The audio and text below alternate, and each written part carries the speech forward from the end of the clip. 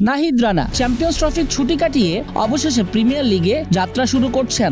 আন্তর্জাতিক অভিষেক হবার পর চমক দেখিয়ে যাচ্ছেন নাহিদ রানা। চ্যাম্পিয়ন্স ট্রফিতেও তো দারুণ চমকে দিয়েছিলেন বিশ্বকে, আউট করেছিলেন কেন উইলিয়ামসনের মতো ব্যাটসম্যানকে।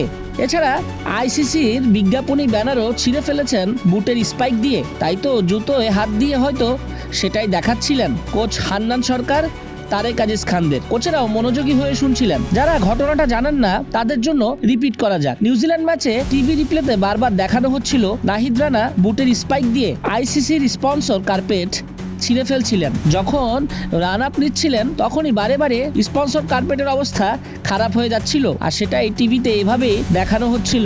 বিশেষ করে ক্রিকেটাররা ইনজুরি থেকে বাঁচতে বুটের নিচে স্পাইক পরে থাকেন, আর স্পাইকগুলো অনেক সূচালো এবং ধারালো হয়, যার কারণে মাটিতে আঁকড়ে ধরে রাখে, ক্রিকেটারদের বডি ব্যালেন্স ঠিক থাকে। নাহিদ রানা যখন বোলিংয়ের জন্য প্রস্তুত হন তখন রান আপের সময় স্পন্সর কার্পেটগুলো এভাবেই ছিঁড়ে যাচ্ছিল। আর কর্তৃপক্ষের মাথায় হাত। 152 কিলোমিটার গতিতে বল করে সারা বিশ্বকে নাড়া দিয়েছেন নাহিদ রানা। শোয়েব আক্তার থেকে শুরু করে রথী মহারথীরা নাহিদ রানার গতি নিয়ে সরব। বাংলাদেশের পরম ভাগ্য এমন একজন বোলার পেয়েছে তাদের পেস বোলিং ইউনিটে। এখন এই সম্পদকে রক্ষা করা এবং যত্ন নেওয়া জরুরি, সেটার দায়িত্ব বিসিবিরই।